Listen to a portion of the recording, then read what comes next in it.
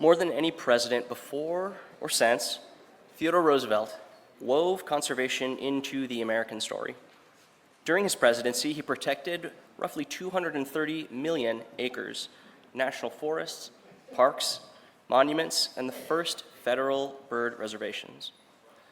The seeds of that commitment were planted right here in the Badlands, where he learned to love wild country and to grieve its losses. This panel looks from that cradle of conservation toward its next era, the future of public and private lands, the power of partnership, and the work of stewardship for generations not yet born. Please welcome our moderator, CEO of the Property and Environmental Research Center, and a board member of the Theodore Roosevelt Conservation Partnership, Brian Yablonski, and his fellow panelists to the stage.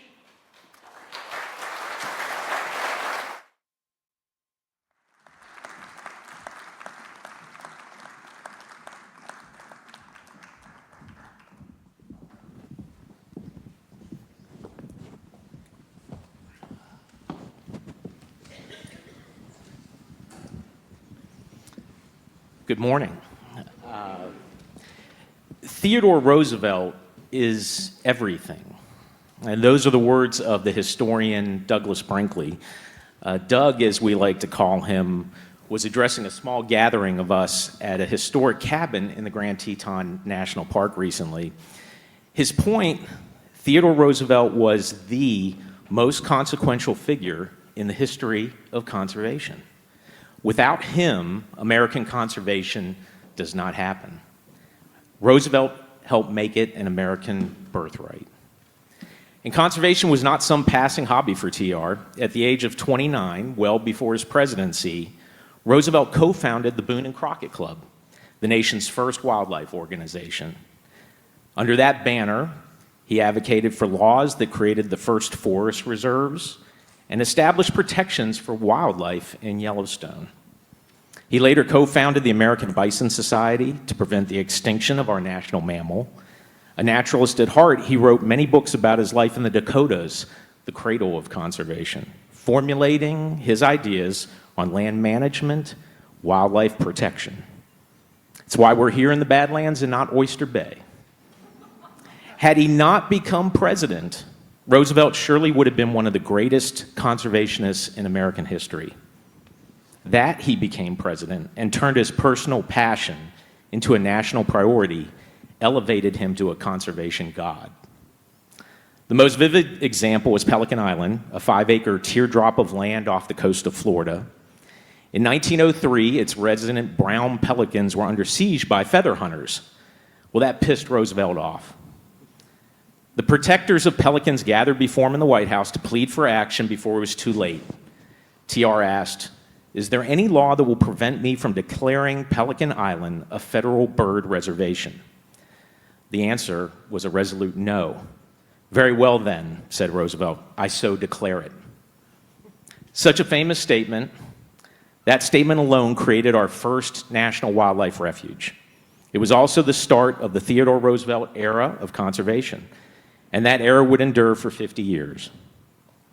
Now, many mistakenly think TR created the national park system. He did not. But his time in office, Roosevelt created 50 more wildlife refuges. He created the first national monuments, 18 of them including the Grand Canyon. He created 5 national parks and 150 national forests. All told, he set aside for conservation 234 million acres, more than 1/3 of all the federal land that exists today. Yet Roosevelt's influence defined but one era of American conservation. A second era emerged in the 60s and 70s with Rachel Carson and the Silent Spring Revolution, a period that brought a flurry of new regulatory laws to combat the growing threat of pollution. The Clean Water Act, NEPA, the Clean Air Act, the Endangered Species Act. Today, most of the leaders in the environmental movement recognize we're moving into yet another era, a third era, still to be named, still to be defined, with new challenges like private land stewardship, better public land management, wildlife corridors, and the need for new tools and new approaches. Many of us up here are working on that transition. But the eras tell us conservation is often best when it is on the verge of becoming something new. So we just don't want to look back at the conservation legacy of Theodore Roosevelt. We want Theodore Roosevelt to pull us into the next era of conservation. Yes, Theodore Roosevelt is still everything. Simply put, he bent the arc of history in the direction of conservation, and the rest of us are just catching up. And he would have loved this group. Gathered on stage are some of the nation's leaders in the field. They're not only some of the best minds in conservation, but they are also the doers of conservation deeds, action-oriented, operating with a sense of urgency, just like Theodore Roosevelt. So let me take a moment to introduce you to who we have here. Next to me, I've got Carrie Hauser. Carrie is the President Emerita of Colorado Mountain College and currently serves as the CEO of the Trust for Public Land, a national nonprofit focused on connecting everyone to the outdoors and the shared public spaces. Carrie is a lifetime outdoorswoman, mountaineer, and a former river guide in the Grand Canyon National Park. Welcome, Carrie. Kate MacGregor, whose birthday is today.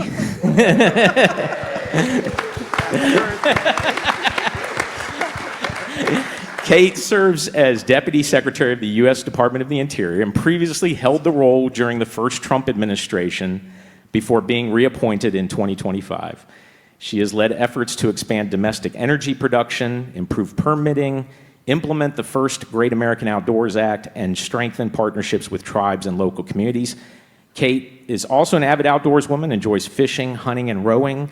Kate, I know you're used to sitting next to Kevin Costner at events like this, but you have to sit up for Collin O'Mara tonight. And so Collin O'Mara is a former Ranger Rick kid. Collin O'Mara serves as president and CEO of the National Wildlife Federation, America's largest conservation organization, representing 52 state and territorial affiliates and more than 7 million members. He previously served as Secretary of Natural Resources for the state of Delaware and is the proud girl dad of 3 young daughters who love the outdoors.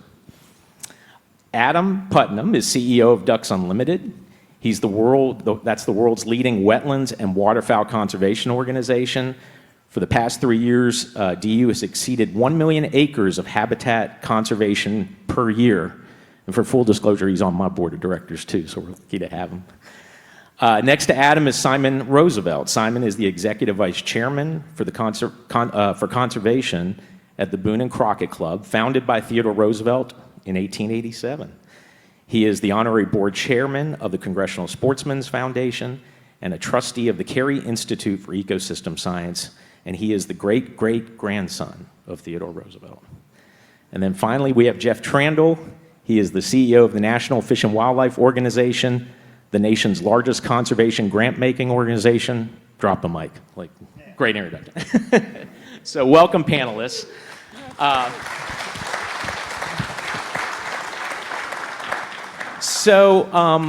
Part of the inspiration for this particular panel was a gathering of conservation leaders at the historic Murie Cabin in Grand Teton last fall. And it's a place where the Wilderness Act was drafted.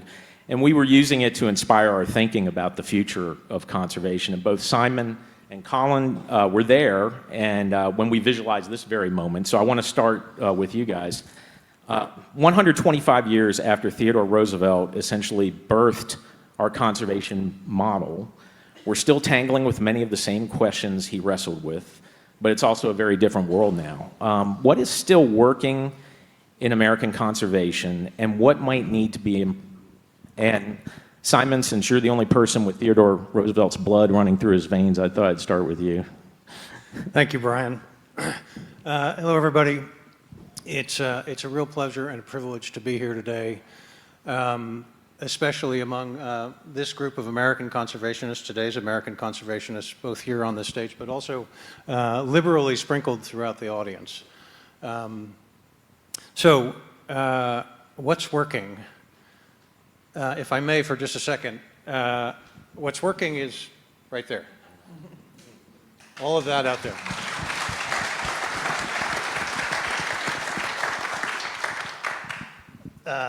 Those are your lands out there.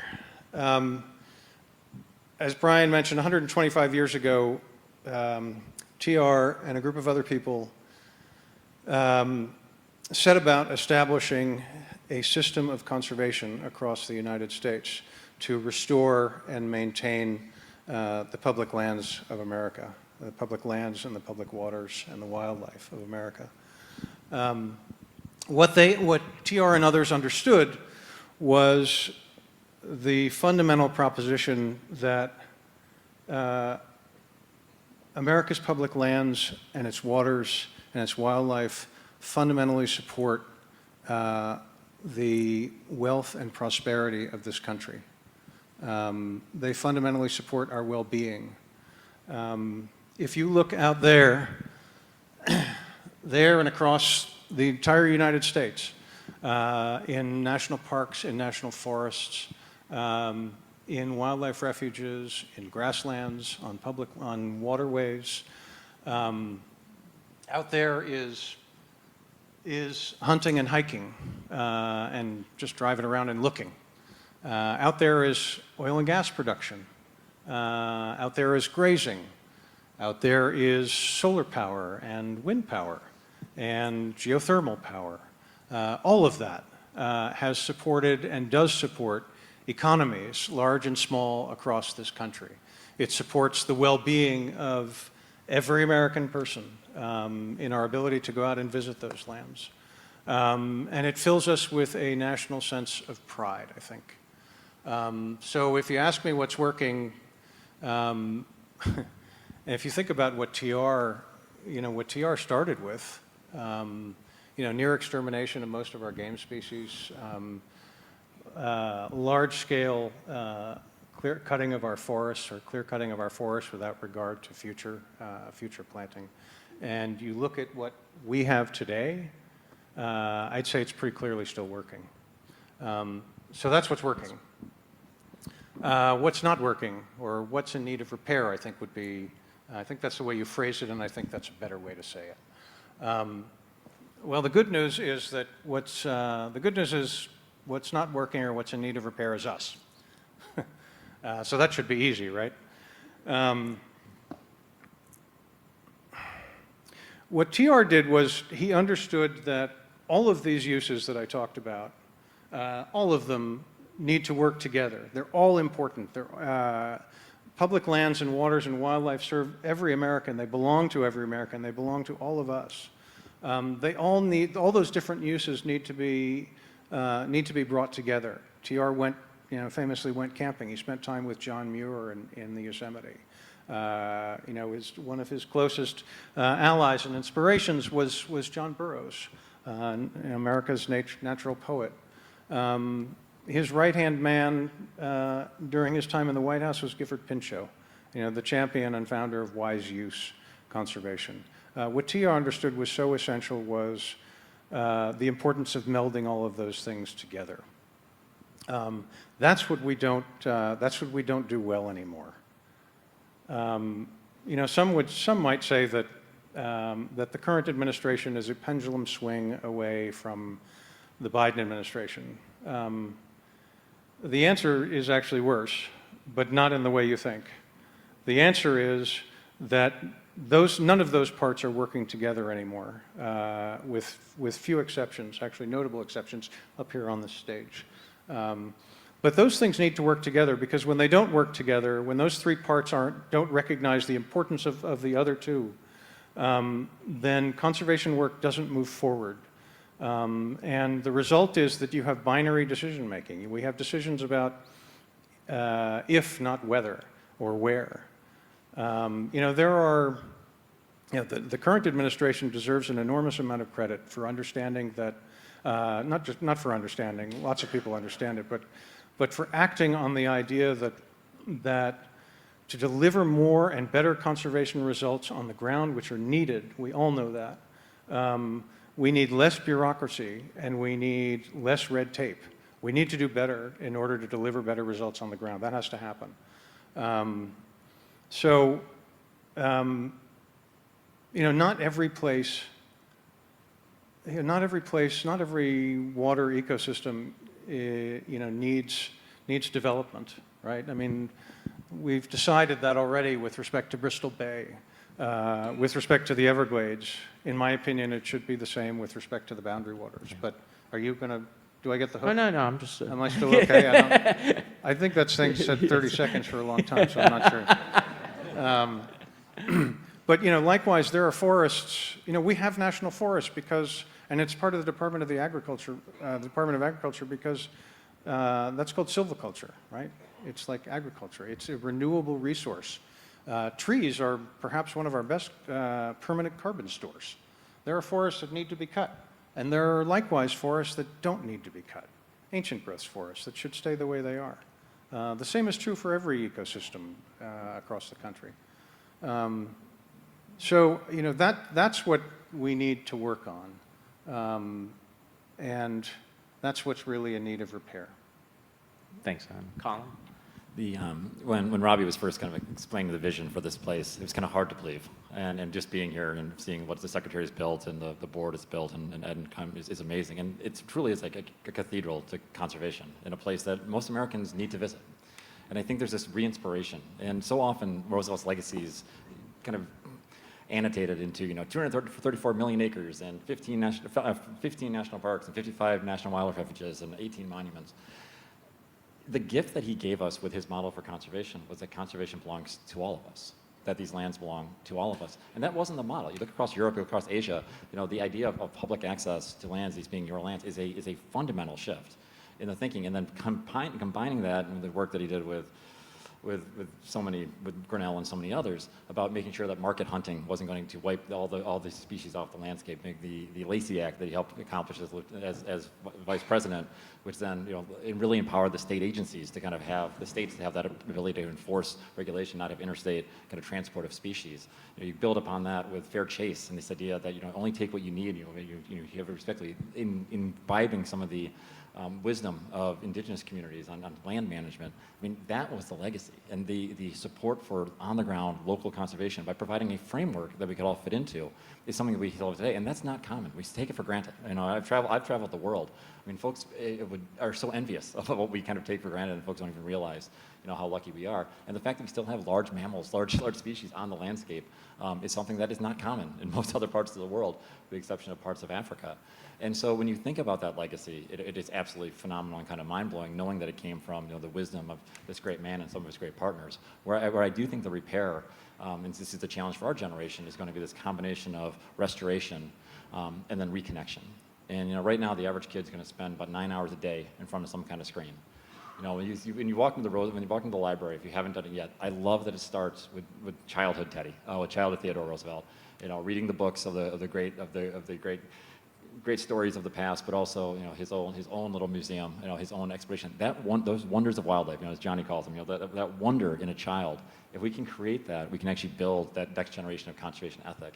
And then we have to restore. We have to build the state agencies. We have to make sure that folks on the ground have resources. So not everything's a battle to try to save species, but the 12,000 species of greatest conservation need right now have partners that can do work on the ground. We've been trying for years, trying to fund the state agencies because that's part of Theodore Roosevelt's vision. His original vision was that those that closest to the land are the best to conserve and the best to restore species. We can do that today, but it's going to take kids and it's going to take active restoration and all of us being a part of it, getting away from those screens. And I'm convinced at the end of the day that the greatest antidote to the algorithm is going to be the outdoors and just touching grass once in a while. No better place to do that than right here in North Dakota. Well, speaking of touching grass,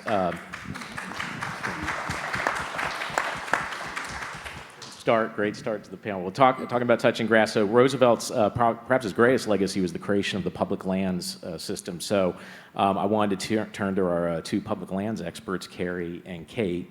And my question for you all is, what do you see as the biggest challenge or opportunity or issue facing the network of public land systems he helped stitch together? And Kate, since you're serving as the largest land manager, let's start with you first.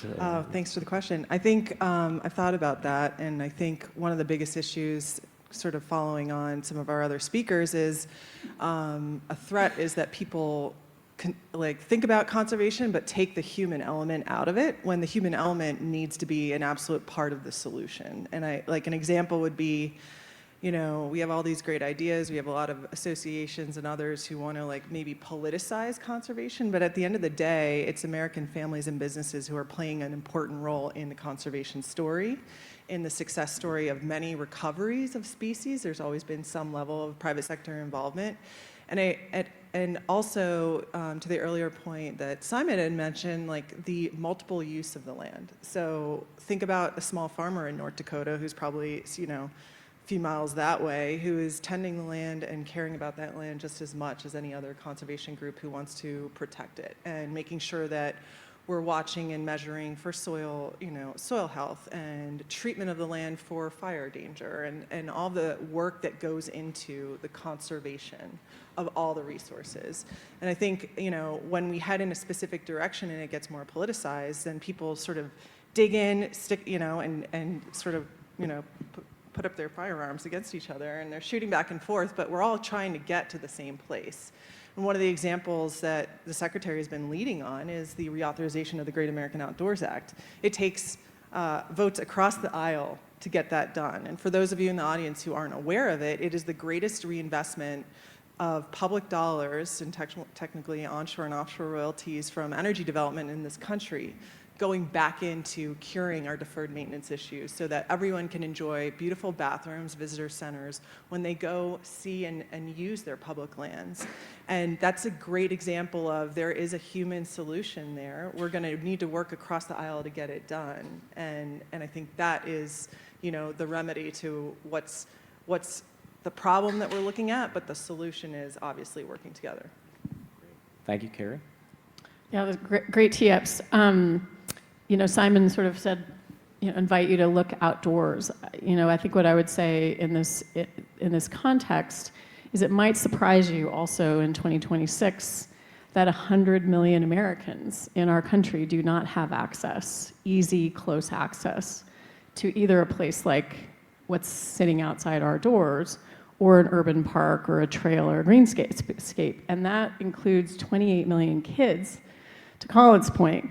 So to me, the greatest issue is still, even though we might not think about it in the context of today and what Kate just described, there is really an inequitable access to the outdoors. And there are also really incredible ways to solve some of those challenges. And in my work at TPL and what my colleagues work on so much is to really try to close that gap. And if we close that gap, we have healthier kids, we have less screen time and more green time. We have stronger neighborhoods, and we have a more socially connected society. And these are all things that TR fought for in his lifetime, and certainly that Doris Kearns Goodwin talked about a little bit earlier this morning. And one of the ways that we can most quickly close that gap is through urban solutions. So it's in addition to these incredible landscapes that we are benefiting from visiting today, obviously in this weekend, and I've got just a couple TR quotes that are relevant. And again, he was ahead of his time on these urban strategies. He once wrote that every child should have access to playgrounds, quote, within walking distance of every boy and girl. Pretty amazing. As a young man, walking through New York's tenements, and later as New York police commissioner, he saw children with nowhere to play and concluded, quote, that nature close to home is a public health necessity and not a luxury. In 1906, while he was president, he was also the honorary president of the Playground Association of America, kind of love that, and he wrote that city parks were essential to, quote, national health and national contentment, and that these playgrounds were a birthright for crowded city dwellers. So, pretty amazing that those urban strategies are there in addition to these incredible landscapes that obviously are stewarded by the Department of the Interior and others. And these urban solutions obviously don't come at the expense of these wide open landscapes that so many of us love. It really is a both and really grateful to be here with my colleagues. All of us are picking up that baton and that mantle of Teddy Roosevelt. And in TPL's case, we certainly protect large landscapes and in holdings. Collin and I were talking about one that we've got our eyes on that we're working on. And we've done work to add in-holdings or landscapes to Yosemite, to Zion, to Saguaro National Park. And TPL also really in its early incarnations, and again, just in the spirit of Teddy Roosevelt, launched small local land trust in Oakland, California to create urban gardens in the early 1970s alongside the Black Panthers. More recently, we've repurposed vacant lots in Dallas to become neighborhood parks and old rail lines. Many of you have probably ridden rail to trail projects, but the 606 in Chicago and the Gulf Coast Trail System in Florida are just a couple of examples of some of that blended approach. And I'll circle back to New York for a moment, and certainly the Roosevelt legacy, and we're pleased to have Ted Roosevelt V on the Trust for Public Land National Board. And it's fun that he got introduced the first time to TPL through a community schoolyard in Brooklyn. And so again, in Roosevelt's native state, transforming asphalt schoolyards all across New York, those renovated urban oases, they bring down the heat, they drain stormwater, and they remain open to neighborhood neighbors after hours and on weekends when school isn't in session. So urban approaches like this bring that 10-minute walk much closer to millions and millions of Americans.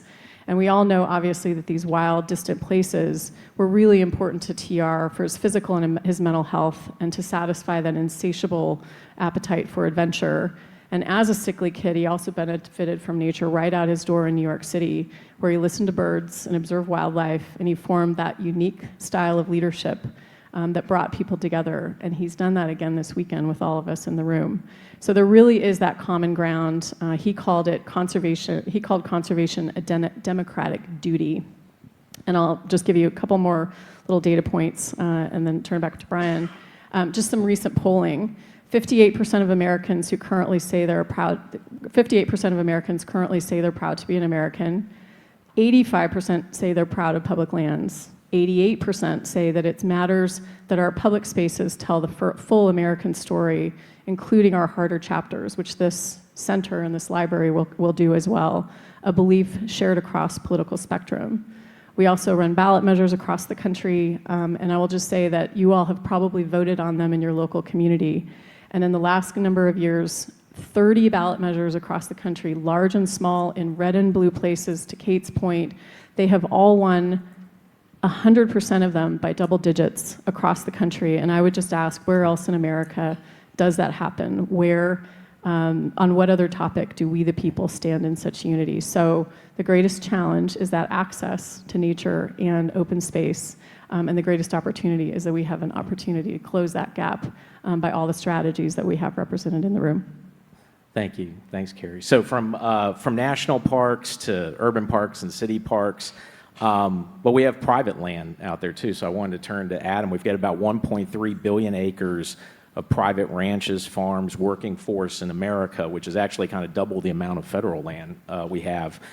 Theodore Roosevelt, he was a cattle rancher here, so the cradle of conservation was private land for Theodore Roosevelt. Adam, your organization's conservation model is based on working with landowners to conserve North America's wetlands.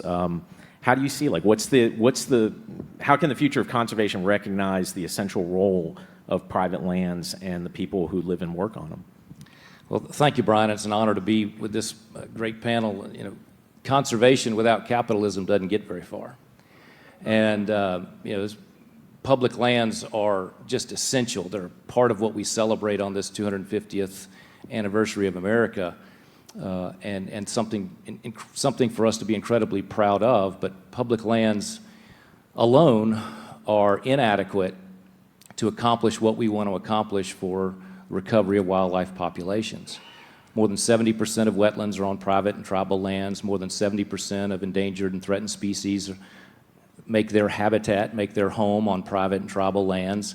And only 10% of endangered and threatened species spend their entire life on public lands. So if you want to have a big picture success in conservation, farmers and ranchers and private landowners have to be part of that solution. And so that's why, from my perspective, if the Roosevelt era of conservation was defined by this designation of public lands that that our children's children's children will be able to enjoy. The era of conservation that we're in now is the working lands era that requires this mosaic, this connectivity between public and private lands. Elk don't know which fence they're jumping, whether it's a private rancher's or a state wildlife area or a national park. The ducks coming down from Canada need places to stop over. They don't have, the Michelin guide of whether it's public or private lands. They want habitat. And farmers and ranchers across the United States are providing the bulk of that habitat, and we should continue to invest in voluntary incentive-based programs that bring everybody in as part of that habitat solution. That's the right answer, by the way. Good. Thank you. Well done, board member. Well, TR's first love was wildlife, so I want to pull Jeff in here. Theodore Roosevelt was both a hunter, he was an avid bird watcher, he was concerned with game species and non-game species. Jeff, your organization supports all kinds of innovative wildlife conservation. What, in your opinion, does effective wildlife conservation look like in the next era? What innovations and partnerships give you the most hope for the future of wildlife? Thank you, Brian. First, I just want to take 1 second and really thank a lot of friends that are in the audience here that have worked with me over the last couple of years around this center and this idea that Governor Burgum was, and Secretary Burgum was challenging us to really come together around in order to develop a place that conservation was central to what we all talk about. And many of you trusted us and actually funded into the entity that we're sitting in. And I have to say, now you've also given your time, which is even more valuable than your money, to come here and to be part of a conversation and hopefully part of a movement. Wildlife in the United States and wildlife globally is highly challenged. Yes.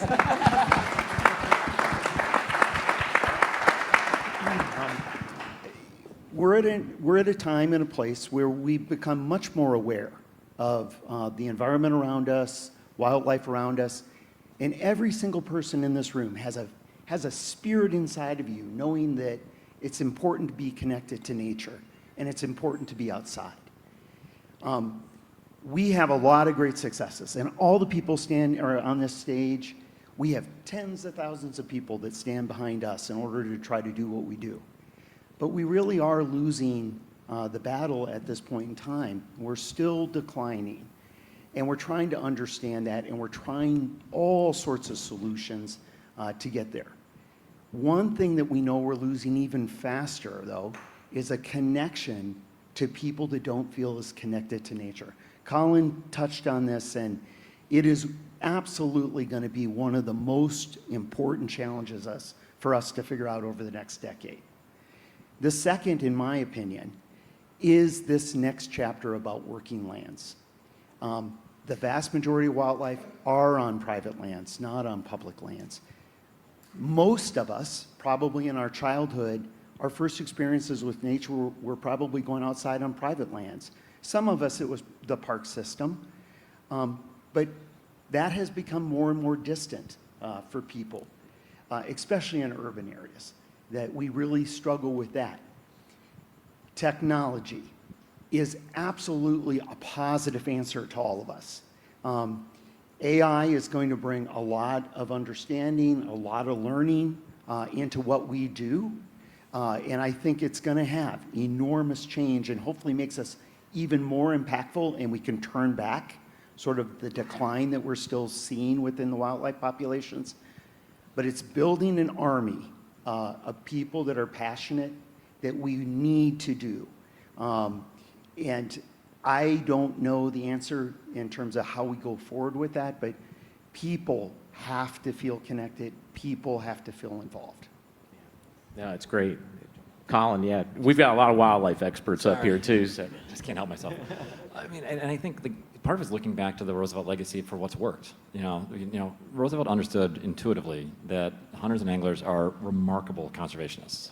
And so building a system based on that ethos, and then which then came later with Pittman Robertson and Dingell Johnson, the way we fund a lot of conservation through excise tax, which came later, but he laid the foundation for it. That collaborative, innovative approach works because it's state-led, it's local, and it actually leads to, I'd argue, a lot more collaboration, a lot less like litigation and regulation, right? It's kind of a different philosophy.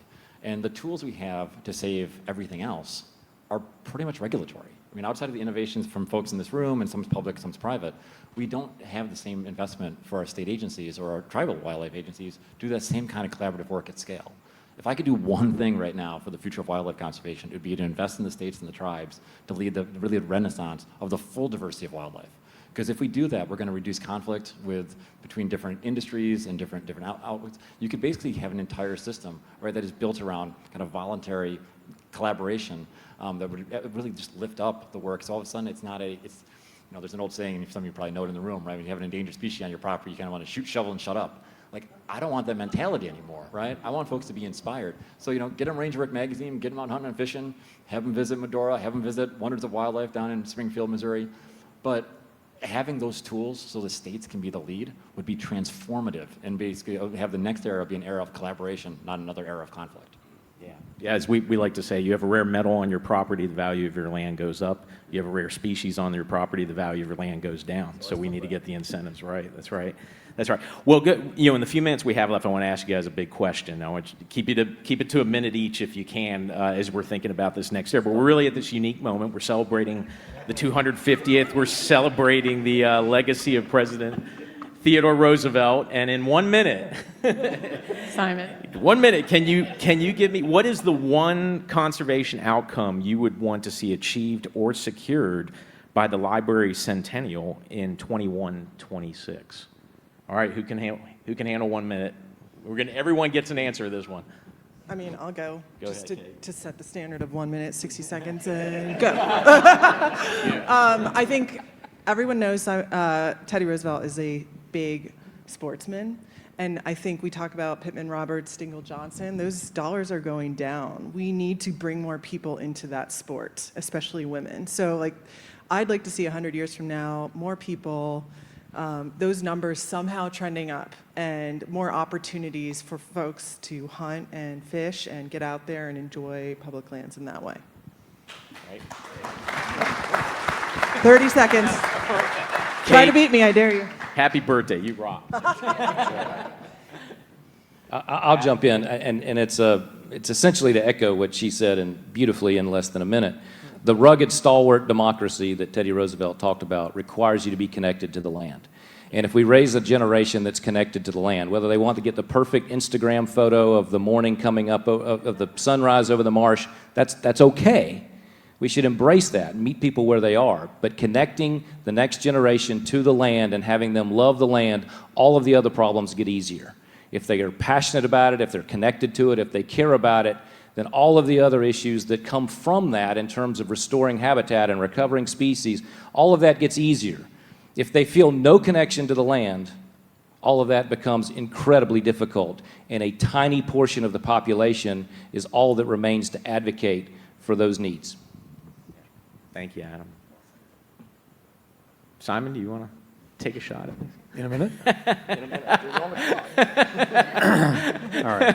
Then I'll try to keep it simple. I guess I'll sort of finish that thought with where I started, which is one wish for 2126 would be no net loss.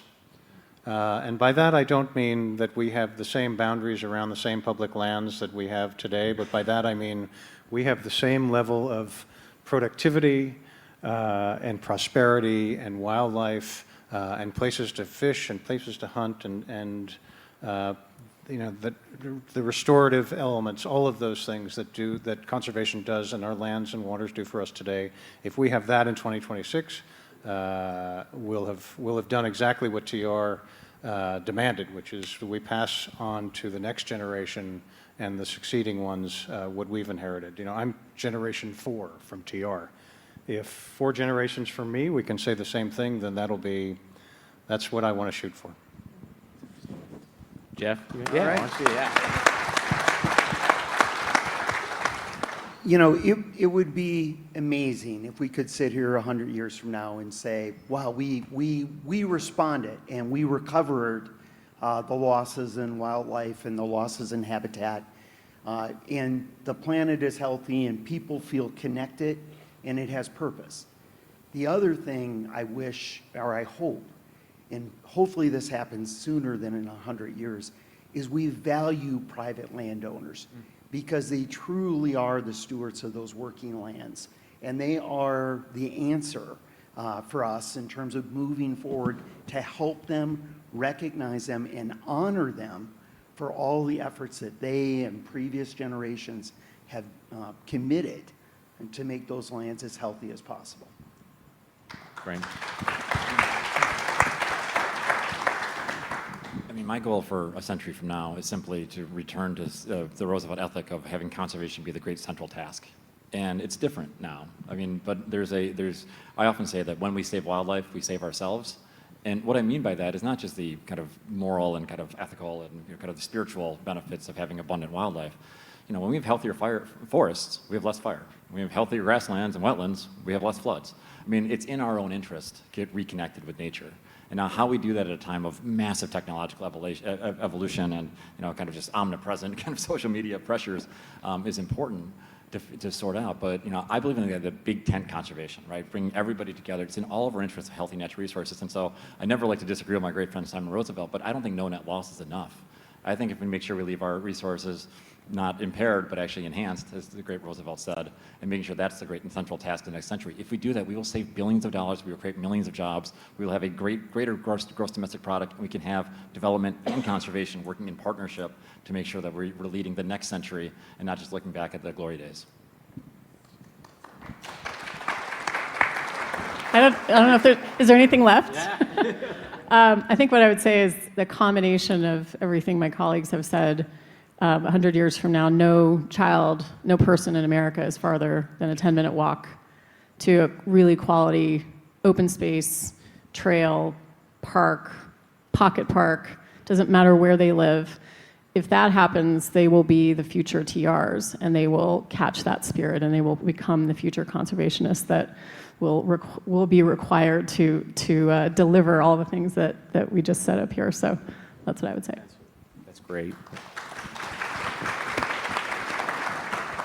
And I think, I mean, I'm looking at Jeff, like going to the private working lands and the tools that it's just a different set of tools we're going to need. For 100+ years, we've really been focused on public lands, and you know, but for some of the forest restoration backlogs and deferred maintenance backlogs at the park that we're trying to address, that has really been the focus of American conservation, and it's private working lands is going to be different.